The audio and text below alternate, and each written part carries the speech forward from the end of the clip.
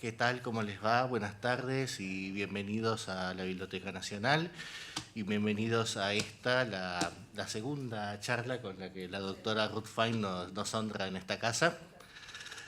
Así que la doctora Ruth Fine es argentina, radicada en Israel, hispanista y cervantista. Es egresada de la carrera de Letras de la Universidad de Buenos Aires. Posee la cátedra Salomón y Victoria Cohen en América Latina Contemporánea en la Universidad Hebrea de Jerusalén, donde se doctoró en literatura iberoamericana, donde también es directora del Departamento de Estudios Españoles y Latinoamericanos del Instituto de Humanidades Generales y del Foro Europeo. Fue directora, ¿no? ¿Perdón? Tiene un poco de revisiones el currículum. Ha publicado en relación al tema que nos ocupa, la desautomatización en literatura, su ejemplificación en el Aleph de Jorge Luis Borges, Borges en Jerusalén y la Feria del Universo Literario de Jorge Luis Borges. Es fundadora y presidenta honoraria de la Asociación de Hispanistas de Israel y presidenta de la Asociación Internacional de Hispanistas de la Asociación de Cervantistas y vicepresidenta de la Asociación de Cervantistas. Desde el 2016 es miembro correspondiente de la Real Academia Española. Recibió el premio de excelencia otorgado por el rector de la Universidad Hebrea de Jerusalén y en 2013 el Ministerio de Asuntos Exteriores y Cooperación Español le concedió la encomienda de la Orden de Mérito Civil y ha recibido también el doctorado honoris causa por la Universidad de Navarra. Así que sin mucho más prólogo, los dejo con la doctora Fine y su charla Dedicación de un silencio, un poema olvidado de Borges.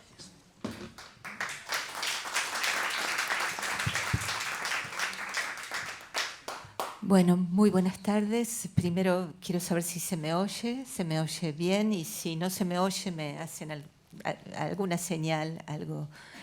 Quiero nuevamente agradecer a la Biblioteca Nacional, Mariano Moreno, por esta invitación, por darme este espacio, y a la Embajada de Israel también por invitarme en esta segunda charla que compartiré con ustedes, muy distinta de la anterior.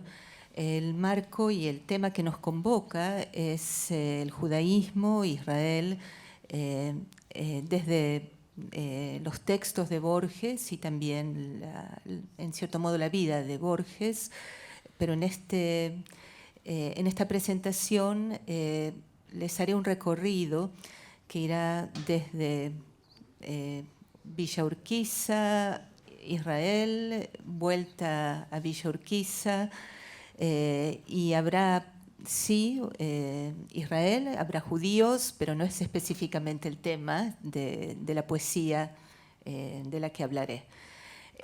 Muy bien. Entonces, comenzaremos. Nuestro destino de investigadores es capaz de sorprendernos con felices ironías. La topografía trazada por aquella que a mí me estaba destinada abarca un periplo que va desde el barrio de Villa Urquiza, en la lejana Buenos Aires, el barrio de mi primera niñez, hasta un kibutz en el norte de Israel, país en el que resido. Un llamado casi anónimo, recibido años atrás, me anunció que había un secreto borgiano escondido en aquella granja colectiva agrícola de nombre Schombrat, tan alejada del universo literario en lengua castellana. Y como otro Lönnrot, me dije a mí misma que en estos laberintos se habían perdido ya tantos bibliófilos que bien podría perderse una mera crítica literaria. Acudí a la cita. El secreto que me aguardaba era un poema autógrafo de Jorge Luis Borges, texto desconocido para mí, y como pude comprobar tras las pertinentes indagaciones, hasta aquel momento, los años en que lo descubrí, no incluido en ningún poemario de Borges, no publicado en colección ni antología alguna. El texto llevaba por título Dedicación de un silencio y estaba escrito en esa caligrafía pequeña, en letras redondas, no enlazadas, y firmado por el poeta, sin indicación de fecha. Los dos folios que contenían el poema incluían también, en una caligrafía muy distinta de la del poema, Las instrucciones del tipógrafo para su impresión, la medida de tipo de letra, la indicación de mayúsculas para la palabra inicial ahora, las separaciones de las estrofas consignadas con una raya y la palabra espacio. El tipógrafo había dejado otras huellas más notorias a su paso. Una clara impresión digital en tinta y primordialmente la corrección del título, que yo no sé si se ve con claridad. En efecto, la palabra dedicación, que inauguraba el título original, aparecía tachada y en su lugar estaba sobrescrita la palabra dedicatoria. A eso me referiré después. Es con este título, dedicatoria, el corregido, que el poema se publicó 2 años después de nuestro descubrimiento en Jorge Luis Borges, Textos Recobrados, 1956-1986, compilación realizada por Sara Luis del Carril y Mercedes Rubio de Soqui, quienes consignan que el poema fue publicado en el primer número de la revista Cartel en Buenos Aires en noviembre de 1926. Hasta el momento no hemos podido corroborar los datos que consignan las compiladoras. En el volumen Las revistas literarias argentinas de La Fleur, Provenzano, Alonso, de 1968, se consigna la revista porteña Cartel, dirigida y publicada en Buenos Aires por el librero editor Jacobo Samet, al que me referiré también, a partir de enero de 1930, es decir, no coincide la fecha. En ella colaboró Borges, si bien no pude confirmar que allí se encuentra el poema borgiano. Se trata de una revista mensual que alcanzó 11 números en el término de su único año de vida. Otra publicación literaria con el nombre de Cartel es La Uruguaya, dirigida por Alfredo Mario Ferreiro y Julio Sigüenza, que se publicó entre los años 1929 y 1931 y tuvo 10 números. En esta última no aparece el poema de Borges. La hemeroteca de la Biblioteca Nacional registra el único número de otra revista Cartel del año 1946 que se encuentra desaparecida. Cuento con ustedes para encontrarla. ¿Qué insólitos caminos tuvo que transitar este poema borgiano para llegar al modesto kibutz de Israel a comienzos de la segunda mitad del siglo pasado? La respuesta nos conduce a otro poeta, César Tiempo, Israel Zetlin, y a un editor, o quizás dos, Manuel Gleiser y Jacobo Samet.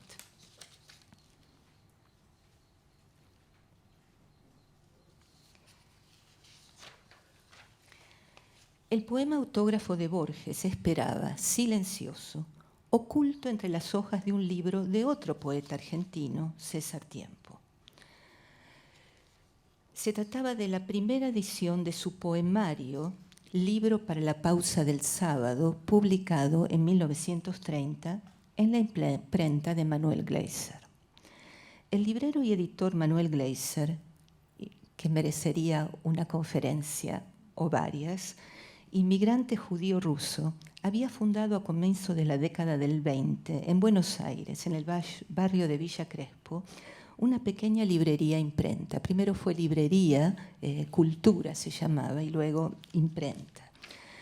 Manuel Gleiser había nacido en Rusia en 1889 y falleció en Buenos Aires en 1966. Un autodidacta completo que había llegado sin conocimiento de español a la Argentina, había sido peón de campo, había ejercido toda clase de tareas nada culturales, vendido en puestos de lotería, desde su llegada en 1906. A comienzos de la década del 20 abrió una pequeña librería imprenta en la calle Triunvirato, hoy Corrientes al 5200, el barrio, como he dicho, de Villa Crespo, en la que publicó a numerosos autores argentinos. Este es Gleiser. Bueno, quiero ir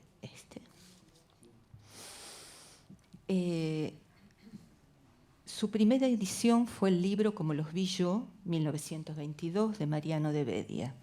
Luego el idioma, entre otros, El idioma de los argentinos, 1928, Evaristo Carriego, 1930, Discusión, 1930, de Jorge Luis Borges, hicieron su primera aparición en esa casa editorial. En efecto, la editorial de Gleiser dio la oportunidad de publicar a jóvenes autores inéditos hasta aquel momento, que en muchos casos, como en el de Jorge Luis Borges, adquirirían posteriormente fama nacional e internacional. En ella acogió con generosidad y visión literaria a autores jóvenes y entonces casi desconocidos, cuyas primeras obras publicó. En su imprenta vieron luz, entre otras, obras de Raúl Scalabrini Ortiz, los hermanos González Tuñón, Leopoldo Marechal, Macedonio Fernández, Arturo Cancela, Leopoldo Lugones, Eduardo Mallea, Nicolás Olivari, César Tiempo y Jorge Luis Borges. De más está decir que no se hizo rico de esta imprenta.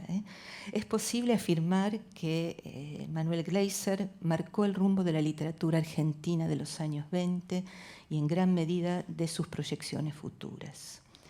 El libro de César Tiempo, y esta es la cita que está tomada, ¿sí? El libro para la pausa del sábado. Ustedes saben que César Tiempo, fue poeta, dramaturgo, periodista, muy ligado a sus raíces judías, pero también muy involucrado con el mundo social y literario de la Argentina. En el periodo que nos ocupa, en sus inicios, él pertenecía al grupo Boedo, ¿sí? Era un poeta vanguardista. El libro de César Tiempo había llegado a Israel en las maletas de un joven argentino que se radicó en Israel, en el kibutz Shombrat.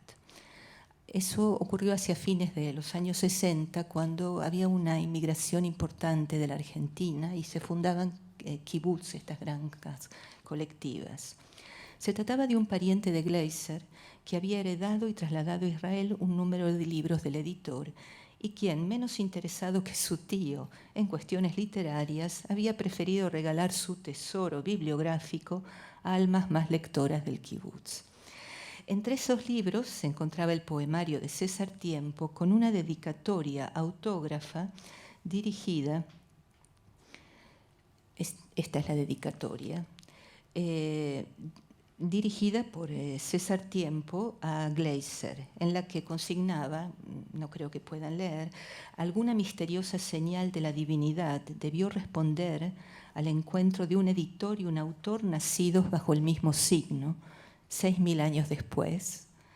Se está refiriendo, por supuesto, al año judío, de modo que de la muy porteña calle Triunvirato 537 brotase un libro. Quiero recordarles que Borges escribió una reseña muy importante sobre este libro de César Tiempo.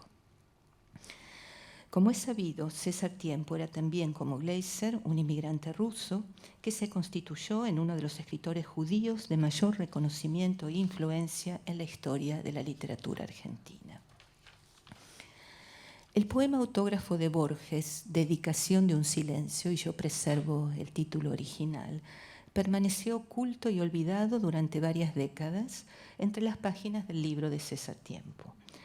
Aquel libro, publicado en la editorial pionera de Manuel Gleiser en 1930 y dedicado al librero editor por el autor con admiración y reconocimiento, llevaba escondida otra dedicatoria o dedicación, la del joven poeta Borges a un destinatario o destinataria cifrados en el mismo texto.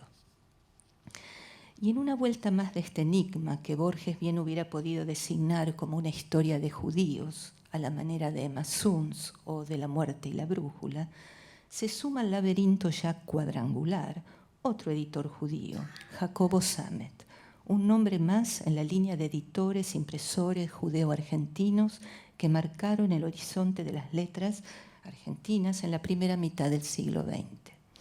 En efecto, Jacobo Sammet, librero y editor judío, publicó en Buenos Aires, como he dicho anteriormente, la revista Cartel a partir de 1930, enero, que contó solo con 11 números y en la que colaboró Borges. ¿Se tratará de la misma revista Cartel que mencionan las compiladoras de textos recobrados, como aquella en cuyo primer número había aparecido el poema Dedicatoria de un silencio, Dedicación de un silencio? En tal caso hay una errata respecto de la fecha, pero el nombre de Jacobo Sammet, a través de la revista Cartel, se añade a los actores involucrados en esta historia detectivesca. Muy bien, pasaremos ahora a Villa Urquiza, que es protagónica en este texto. El barrio porteño de Villa Urquiza y sus aledaños, Saavedra, Coglan, Villa Mazzini, han dejado su huella en la obra literaria de autores argentinos de la generación de Borges y en las posteriores. Así recrean estos barrios Borges mismo, Bioy Casares, Nora Lange, Leopoldo Marechal, Ricardo Molinari, Mempo Giardinelli recientemente, entre otros muchos. Sabemos que durante las primeras décadas del siglo XX, estos barrios suburbanos se hallaban fuera del radio de la ciudad de Buenos Aires. Esta foto es de fines del siglo XIX y ven, estamos entrando. Ay, perdón. Gracias. Yo la estoy viendo aquí, por eso me confundí. Gracias, Julia. Decía que se hallaban fuera del radio de la ciudad de Buenos Aires, propiamente dicha, y poseían el carácter de arrabal, cuyos límites imprecisos se perdían en el campo abierto. A mediados de la década del 20, Borges solía recorrer el barrio con frecuencia, especialmente para visitar la casa de la familia Lange, entonces situada en la calle Tronador al 1700, y donde tenían lugar veladas literarias y musicales. No obstante, otra de las razones primordiales para el reincidente retorno de Borges a Villa Urquiza fue su conocida relación amorosa con la joven Concepción Guerrero, que contaba entonces tan solo con 16 años.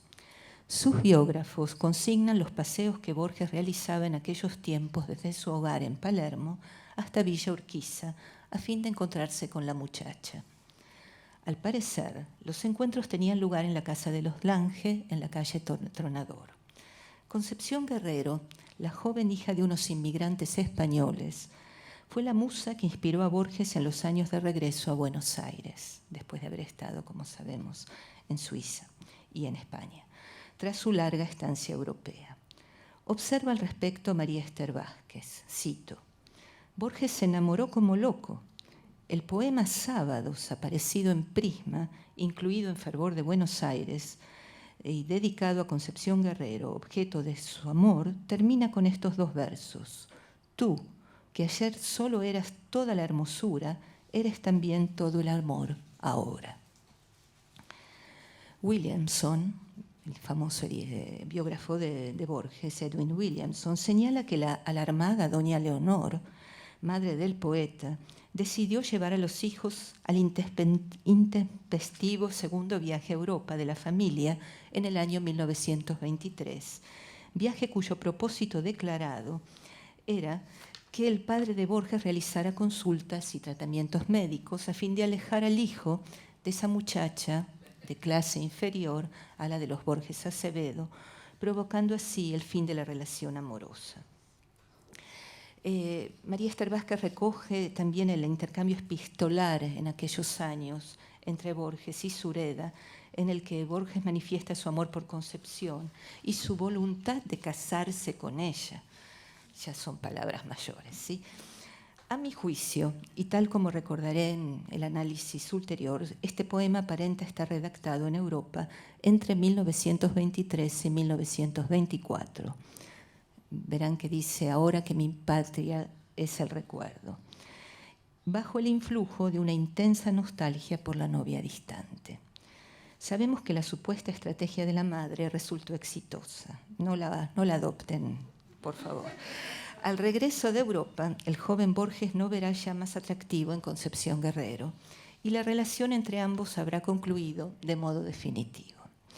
Al respecto, el comentario de María Esther Vázquez tendrá un efecto pauperizador, a mi juicio, de la relación y de su conclusión. Cito: el reencuentro con Concepción fue decepcionante. Según Nora, él se había enamorado de su espléndido pelo negro, repartido en 2 trenzas que le llegaban a la mitad de la espalda, y como ella se las había cortado en su ausencia, el amor de Georgie se desvaneció. Fin de cita. Bueno, yo es María Esther Vázquez. Borges dedicó a Villa Urquiza de modo explícito 2 poemas, los cuales llevan como título el nombre del barrio. Ambos fueron expurgados de sus obras completas por el mismo autor. El primero, incluido inicialmente en Fervor de Buenos Aires, en la edición de 1923, y luego, circunstancialmente, en Poemas, 1922-1923, publicado en 1943. Será extraído ese segundo poema del poemario y recién se publicará póstumamente en 1997 en Textos Recobrados, en una segunda parte. Cito 2 versos. Atendido de amor y rica esperanza, cuántas veces he visto morir sus calles agrestes en el juicio final de cada tarde. Fin de cita. El poema imbrica, ¿sí? Conjuga la evocación nostálgica del amor y los frecuentes atardeceres en el arrabal, cuyas calles se pierden en la pampa. Esta es la dinámica que veremos en todos los poemas dedicados a Villa Urquiza, es decir, esta metaforización, tal vez metonimia, Villa Urquiza y el amor probablemente por esta muchacha. La segunda composición dedicada al barrio aparece en la revista Alfar, en La Coruña, en el año 1926. Nuevamente, en este poema se hace referencia a la borrosa linde que los campos vislumbra y al sentir amoroso del hablante lírico en la tarde. Su silencio cobarde, burdo, secreto a voces, ¿sí? Recuerden, secreto aparecerá, y secreto y silencio. No obstante, el barrio aparece aludido, aunque no nombrado, en otros poemas. Así, en 1925 publicó Luna de Enfrente, en el que incluye una poesía titulada Patrias, donde dice, cito, quiero la calle Uraña que desgarra en la puesta del sol y la salida, quiero esa calle Plaza que me llevó a la dicha. Ven nuevamente la mención del barrio y el amor. Borges se refiere a la calle urquicense, cercana a la casa de la familia Lange, donde habitaba su novia, Concepción. En efecto, las páginas de Luna de Enfrente se hallan pobladas por evocaciones nostálgicas del barrio como escenario de una relación amorosa recientemente acabada. Así, por ejemplo, en una despedida, cito, tarde que socavó nuestro adiós, tarde acerada y deleitosa, o en mi vida entera, nuevamente, aquí es explícito, he querido a una niña altiva y blanca y de una hispánica quietud. He visto un arrabal infinito donde se cumple una insaciada inmortalidad de ponientes.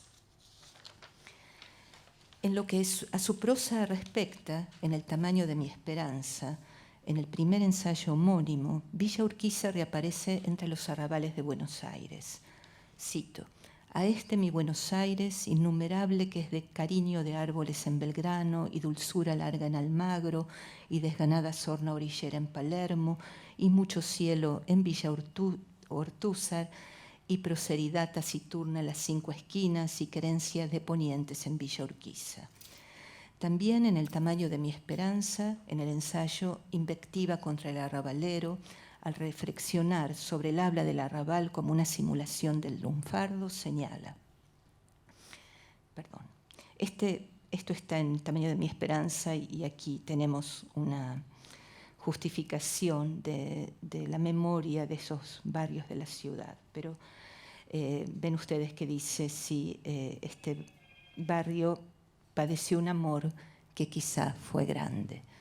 Pero quiero citar aquí. Buenos Aires es un espectáculo para siempre, al menos para mí, con un centro hecho de indecisión, lleno de casas de altos que se hunden y agobian a los patiecitos vecinos, con su cariño de árboles, con sus tapias, con su casa rosada que es resplandeciente desde lejos como un farol, con sus noches de sola y toda luna sobre mi Villa Alvear, con sus afueras de Saavedra y de Villa Urquiza, que inauguran la Pampa. Pero Buenos Aires, pese a los 2 millones de destinos individuales que lo abarrotan, ¿dónde estábamos? Permanecerá desierto y sin voz, mientras algún símbolo no lo pueble. La ciudad sigue a la espera de una poetización. Finalmente, en el ensayo que cierra El tamaño de mi esperanza, titulado Profesión de fe literaria, Borges arremete contra los críticos que han condenado su inclusión de 2 barrios porteños en su poesía, barrios intrínsecamente relacionados con su biografía, el de su niñez, Palermo, y el de su amor, que quizá fue grande, Villa Urquiza. Uno, un crítico, me trató de retrógrado. Otro, embusteramente apiadado, me señaló barrios más pintorescos que los que me cupieron en suerte y me recomendó el tranvía 56, que va a Patricios, en lugar del 96, que va a Urquiza. Sabemos que El tamaño de mi esperanza fue censurado por el propio Borges y que tras su primera publicación en 1926 no volvió a ser reeditado hasta después de su muerte. Con el silenciamiento del libro quedaba acallada también la evocación nostálgica de Villa Urquiza, tal como emerge reiteradamente en las páginas del mismo. Un lustro más tarde, en Evaristo Carriego, Villa Urquiza reaparecerá como un referente más distante y con un somero trazo de involucramiento personal. Borges comenta: yo no he sentido el liviano tiempo en Granada, la sombra de torres 100 veces más antiguas que las higueras, y sí en Pampa y Triunvirato, inspirado lugar de tejas anglizantes, ahora de hornos humosos de ladrillos, hace 3 años, de potreros caóticos, hace 5. Villa Urquiza es mencionada explícitamente en aquel libro a través de lo que Borges designa con ironía el género de las empresas comerciales al que pertenece la sastrería denominada el Coloso de Rodas de Villa Urquiza. No sé si alguien la recuerda. De interés resulta comprobar que Villa Ortúzar, la sección sur del barrio, hoy jurisdicción independiente del mismo, recibió una diferente atención poética y también ensayística por parte de Borges en la segunda mitad de la década del 20. Como a Villa Urquiza, también a esta zona del Arrabal el joven escritor le dedica 2 poemas. En Luna de Enfrente, la tarde vuelve a internarse en las calles del barrio, en este caso Villa Ortúzar, como una herida abierta en el cielo, y la distancia carga sobre la voz lírica como una pesadilla. En segundo término, el protagonismo de Villa Ortúzar se hace patente en el poema denominado Arrabal en que pesa el campo, aparecido por primera vez en 1926 en la revista Nosotros y más tarde en Cuadernos San Martín, para ser expurgado, ¿sí? Nuevamente la expurgación o autoexpurgación, en ulteriores ediciones de este último poemario, y nuevamente solo reaparecer en textos recobrados. No obstante, ni en este poema, ni en Último Sol en Villa Ortúzar, emerge el tema del amor, la isotopía del amor, en sintagma alguno. Y el hablante lírico aduce la razón de ello de modo contundente. Cito: en Villa Ortúzar no he sabido ningún amor. Finalmente, Villa Urquiza, Villa Mazzini retornará más enajenada aún, sin rastro de involucramiento personal, en Las 12 figuras del mundo, uno de los relatos incluidos en el libro 6 problemas para don Isidoro Parodi, seudónimo que utilizan Borges y Adolfo Bioy Casares, Bustos Domecq, ¿sí? Como sabemos, para incursionar en el género policial. La trama sigue los pasos de un detective condenado a 21 años de reclusión por un crimen que no cometió, y uno de los párrafos habla de este barrio, cito: sin tan siquiera examinar la página de los deportes, me engolfé en la crónica policial y vi la fotografía del siniestro. A las 12:23 de la madrugada había estallado un incendio de vastas proporciones en la casa quinta del doctor Abenjaldún, cita en Villa Mazzini. Cabe ahora preguntarnos: ¿qué designios han marcado el silenciamiento de Villa Urquiza en la obra borgiana tras los primeros solitarios poemas y su cercenamiento voluntario en años posteriores? No vuelve a aparecer.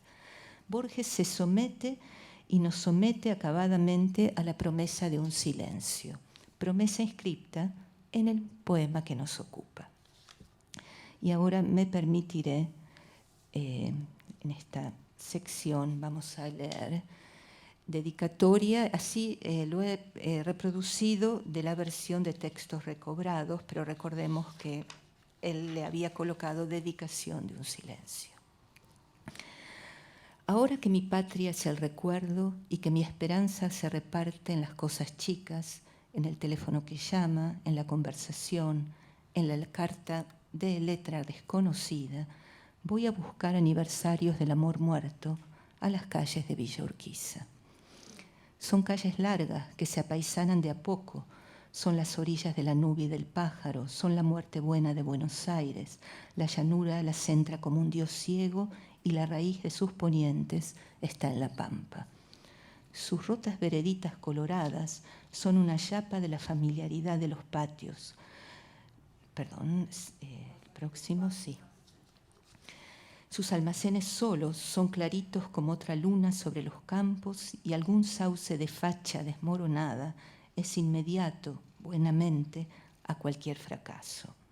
Yo ando sus callejones, yo abro la verja de una quinta guardada en que la amistad y un piano me esperan. Villa Urquiza, hemos dialogado firme en las tardes y esta es la última vez que hacemos un verso. Sé que para merecerte debo ignorarte. Para que estés en mi corazón, no debes estar en mi canto. Mi intimidad y mi silencio sean tuyos y sea conmigo el beneficio de tus ocasos. Bueno, espero que hayan ustedes leído desde la información que tenemos ahora, ¿sí? Entonces vamos a analizarlo un poco, voy a volver atrás. Les recuerdo que Tamaño de mi esperanza, como ya hemos señalado y ustedes recuerdan, cercenado por el mismo Borges, despliega una mimetización de un pseudolenguaje criollista, tanto en lo semántico, apaisanada, facha, como en las formas adverbiales, ¿sí? Firme en la... ¿sí? Pero esto es algo de lo que aparentemente él se arrepintió. En la apertura del poema, el presente de la escritura, ahora que mi patria es el recuerdo, se manifiesta bajo el signo de la distancia o de la ausencia. Es este el indicio de una probable fecha y lugar de redacción en la lejana Europa durante el segundo viaje de Borges al viejo continente, repito, mediados del 23, mediados del 24, tal como fuera sugerido al comienzo de esta charla. La cadena asociativa nos conduce a esa relación amorosa con la joven urquicense Concepción, relación que había sido interrumpida por el viaje de Borges con su familia a Europa. No obstante, la primera estrofa da también lugar a otra posible cronología, una en la que se identifican tres pretericiones que se incluyen sucesivamente. El presente de los aniversarios de un amor acabado definitivamente, muerto, se filtra en él el de recuerdo del recuerdo, es decir, la memoria de aquella nostalgia en el destierro de un amor más tarde concluido definitivamente.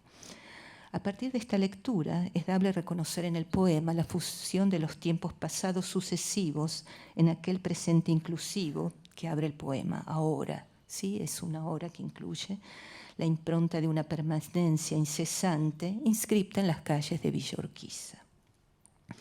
Los versos que continúan configuran un periplo descriptivo del barrio en una actualización atemporal.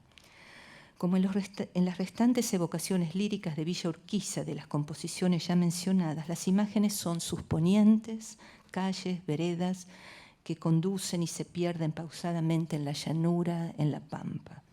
Es indudable que este carácter liminal del barrio atrajo al poeta, quien en el continuum poético que encadena los textos referidos a Villa Urquiza asimilará su situación fronteriza a aquella otra liminalidad, la del atardecer, ¿sí? Liminalidad de la pampa, liminalidad del día, el ocaso, reiterando la imagen que conjuga el borramiento espacial en el temporal.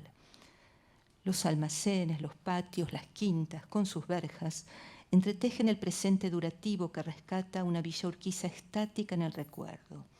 Son calles largas que se apaisanan de a poco, son claritos como otra luna sobre los campos.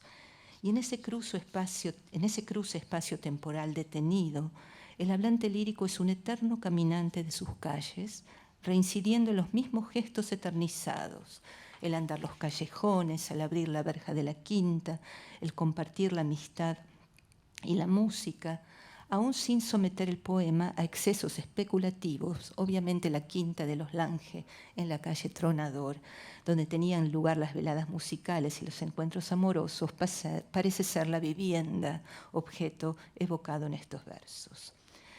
Y tras lo que llamaríamos el cronotopos, ¿sí?, del periplo, tiempo, espacio, y su evocación, la voz poética se dirige directamente a la destinataria. Villa Urquiza, ven ustedes, Villa Urquiza, hemos dialogado, ¿sí? Metonimia de la otra receptora invocada, aquella con la que ha dialogado firme en las tardes, Concepción, ¿sí? Es en este sintagma en que se produce el quiebre entre el pasado evocado y el presente de la escritura. Aquí, en esta hendidura textual, emerge y se gesta la promesa de un silencio perpetuo. El diálogo y la escritura dedicada fue ayer, pero ya no será. Dice el poeta, ¿sí? Perdón, está antes. Esta es la última vez que hacemos un verso. Finalmente, la proyección de un futuro sin límites se consolida en la última estrofa. Ahora sí.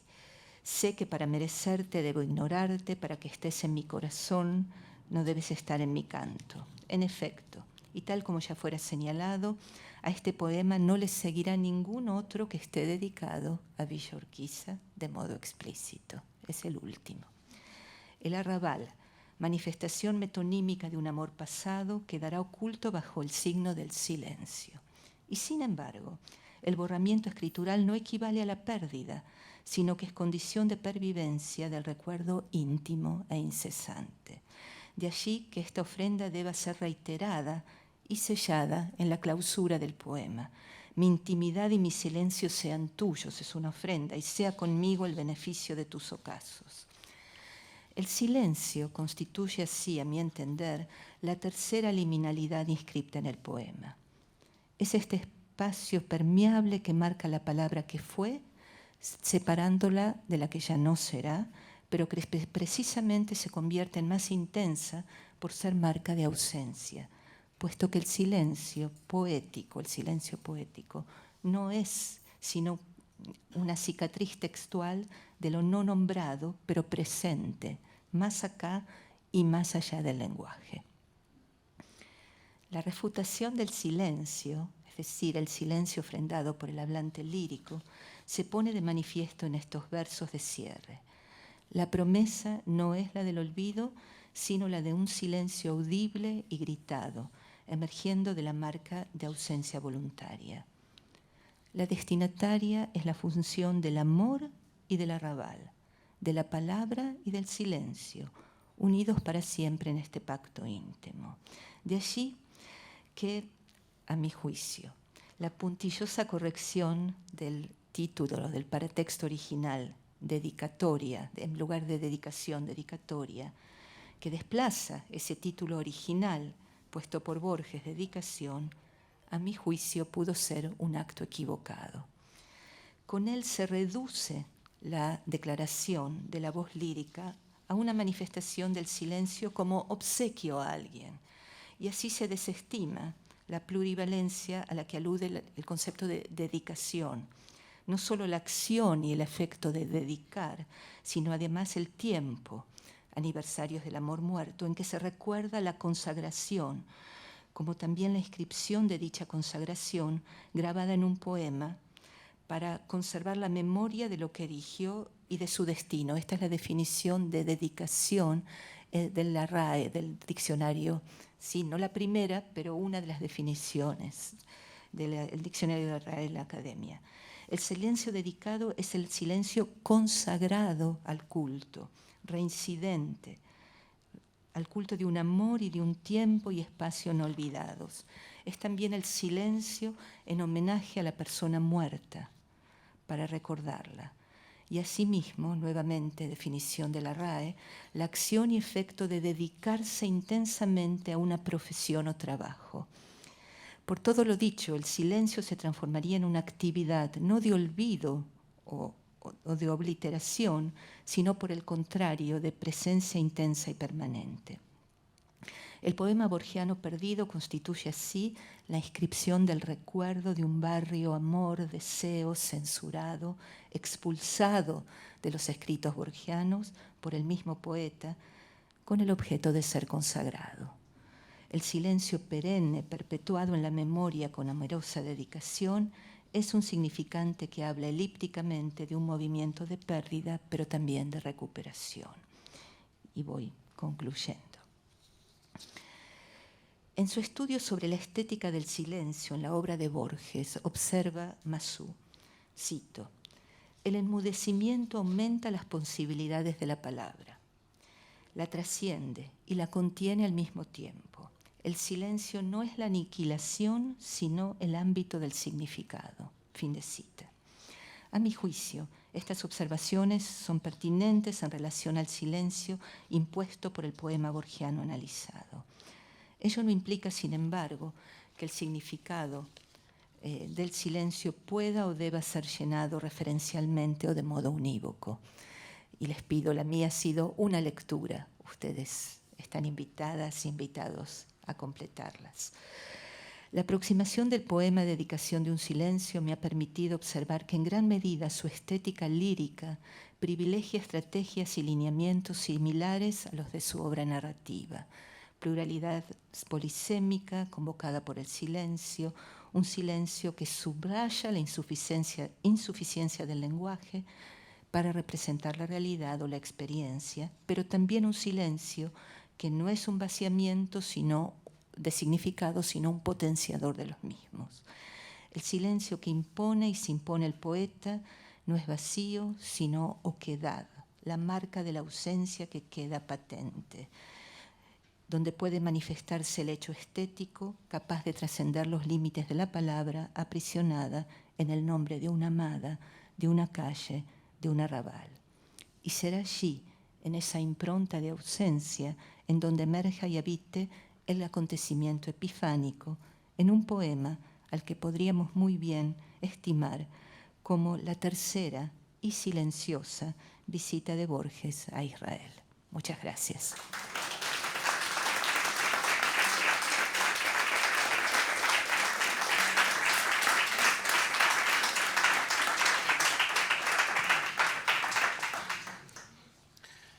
Bueno, muy bien. Ahora tenemos un espacio para preguntas, comentarios, así que tenemos un micrófono móvil, tenemos ¿no? un micrófono móvil, así que... Ahí, así que, a ver, la señora, espere que le...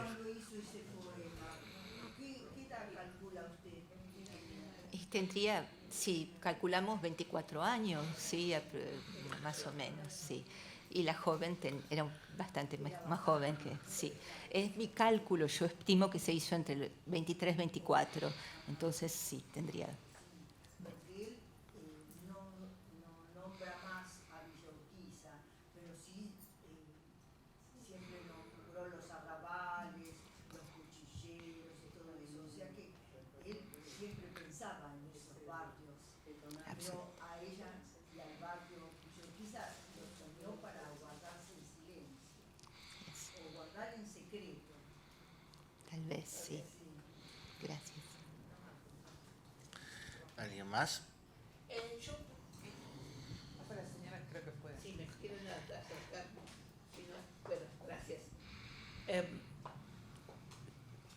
Pensaba dónde fue, sé que fue encontrado en un kibutz el poema desconocido previamente. Lo que me queda como incógnita es saber si fue escrito ahí, si estuvo Borges si lo trajo, no sé si fue Gleiser o fue... sobrino, nieto, probablemente. Que lo llevó de Europa, de donde estaba Borges, ¿cómo se contactaron la poesía con la trayectoria turística de Borges? El trayecto es de la Argentina a Israel.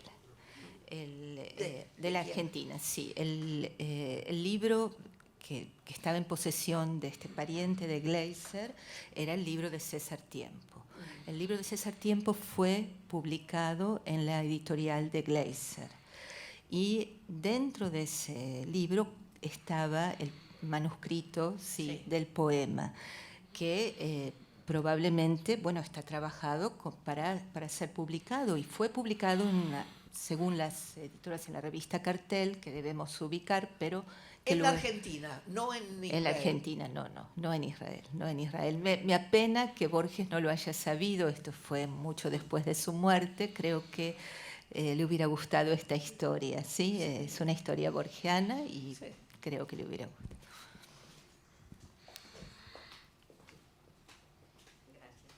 Doctora, la felicito en primera instancia, pero también, como he conocido mucho a César Tiempo, he sido amigo de él y de todo, ha reflotado usted, yo que soy una estudiosa de las generaciones literarias en Buenos Aires, en la Argentina, mejor dicho, ha reflotado usted prácticamente a una generación literaria a la que Borges sin duda perteneció, a la generación del 22, donde, y además me alegra enormemente que usted haya nombrado a varios de esos escritores con los cuales nos hemos familiarizado los que estudiamos, y bueno, y nos alegra que haya nombrado y haya ubicado a César Tiempo, tan capaz, y la felicito porque está a la altura de nuestro ex amigo Jaime Alarraqui en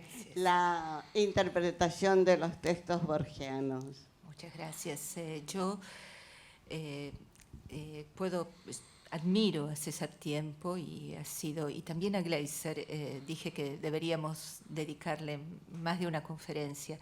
Recientemente un colega de nuestra universidad, muy conocido aquí, el doctor Leonardo Senkman, acaba de publicar un libro sobre César Tiempo que recomiendo, lo presento. Perdón, doctora, hay uno que salió, que lo hizo una escritora que se llama, no recuerdo bien también, ahora el nombre se me ha ido, y que, bueno, esa escritora estaba enferma y parece que completaron el trabajo a los exégetas o la editorial. Es un libro interesante. Bueno, lo hemos visto algunos amigos de César y hemos insistido mucho en que se presentara ese libro. Bueno, nadie hizo nada, ¿no? Bueno, podemos entonces...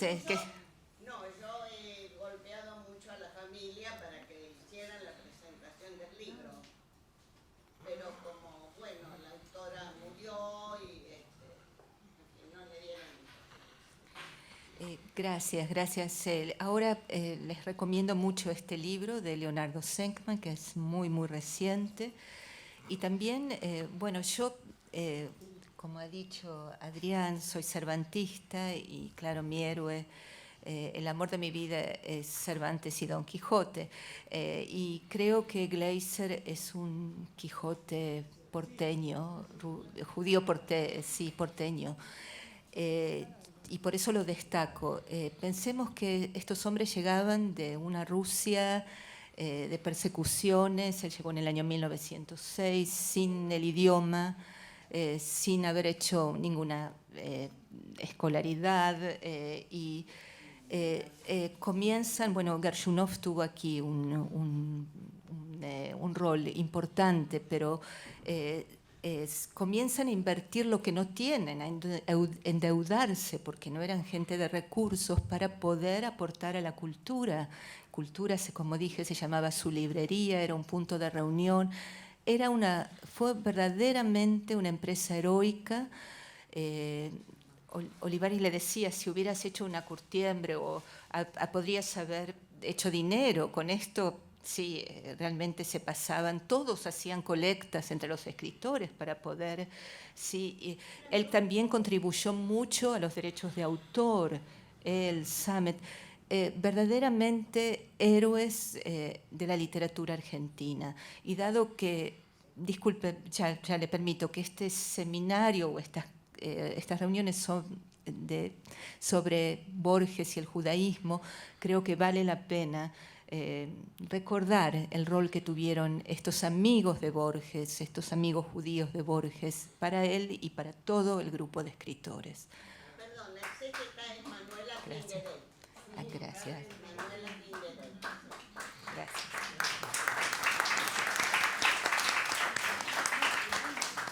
No, yo quería agregar solo una cosita. Justo, no sé si se escucha o da lo mismo. Ruti, estaba leyendo por otros motivos borgianos, que ya sabés, nos conducen. Aquí hay una experta en Borges, la laberintos, doctora Lucrecia Romera. Los testimonios de Carlos Mastronardi, con Sí. todos los paseos que hicieron juntos, vos los habrás leído entonces, cuando él menciona justamente el episodio de Villa Urquiza Sí, y exacto. Borges en su viaje a Europa, que quiere bajarse en Río de Janeiro para Sí. volverse y vivir de clases de inglés, porque él está verdaderamente enamorado de Esta este muchacha, Mastronardi. sí. Por eso es como para confirmar esto, Sí, ¿no? sí, yo te lo tengo en una nota Claro, la referencia, claro. sí, pero gracias, sí. No, me apasionó tu conferencia en el sentido de cómo se van uniendo todas estas aparentes, digamos, silencios literarios con un trasfondo de locus, de espacio y de tiempo que permanecen para siempre ahora, ¿no? Absolutamente. Y Sí. yo me permito, si algunas de ustedes han estado en mi charla anterior, es este mismo contrapunto de aparente olvido, ausencia, recuerdan la diáspora judía, el pasado judío y el presente de Israel actual, es lo mismo, pero que es una poética, no es solo el referente, sino es un modo de entender la escritura y entender la poesía y entender la literatura. Sí, yo solamente, bueno, primero quería felicitarte porque me pareció estupenda la conferencia y el hallazgo y el trabajo realmente filológico impresionante. Y también pensaba, un poco un comentario, cómo en ese poema se anuda afecto y territorio, ¿no? Y esta operación que hace Borges de excluirlo, qué interesante, ¿no? Cómo todavía, ¿no? Seguramente hay que seguir como indagando, y ahora con el aporte, ¿no? Sí, de eso me parece me deja pensando, así que te agradezco mucho por este aporte que es impresionante, ¿no? Gracias, Eso, muchas gracias. Aquí otra gran crítica literaria, que es Alejandra. Gracias. Muy bien, Alejandra ¿alguien Torres. más quiere hacer una pregunta? El original lo tiene la persona, está en el Kibbutz Shombrat. A mí me ha dado, sí, me ha dado la fotocopia la fotocopia la tengo. Hoy me ha dado bastante trabajo tratar de ponerla en el PowerPoint, pero no lo quiso. Yo traté de convencerlo de que debía ser, pero no.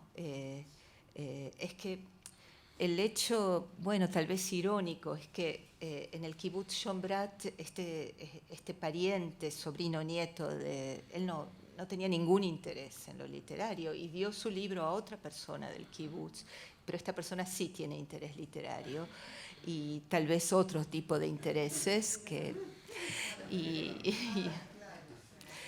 entonces, bueno. Muy bien, ¿alguien más? Doctora. Bueno, muy bien.